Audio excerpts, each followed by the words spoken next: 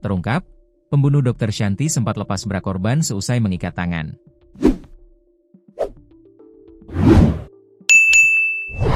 Pembunuh Dr. Shanti Hastuti, 47, yakni FD alias D, 30, ternyata sempat melakukan tindakan pelecehan terhadap korban sebelum melarikan diri.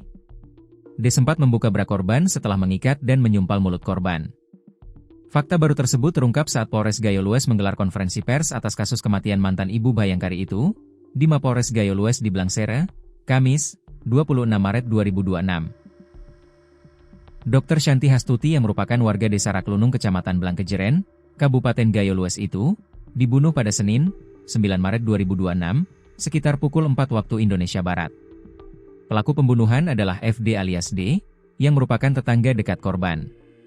Jenazah korban baru ditemukan 13 hari kemudian, yakni pada Sabtu, 21 Maret 2026, pukul 10 WIB, oleh adik kandungnya, Norman, dalam kondisi sudah membusuk di lantai 2 rumah korban.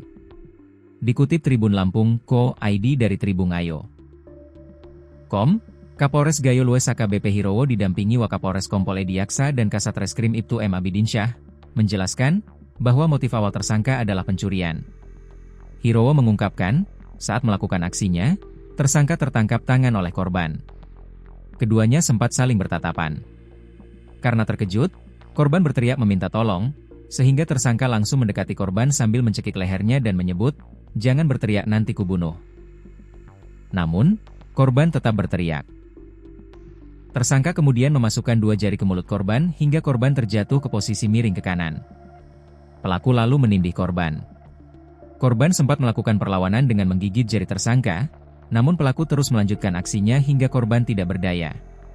Kemudian, tersangka pergi ke ruang make up korban dan melihat kabel colokan listrik, lalu tersangka mengikat kedua tangan korban ke belakang. Tak sampai di situ, tersangka mengambil jilbab dari lemari dan menyumpal mulut korban. Dalam kondisi tersebut, tersangka kemudian melakukan pelecehan terhadap korban. Setelah tangan diikat dan mulut disumpal, tersangka melakukan pelecehan kepada korban dengan cara membuka bra.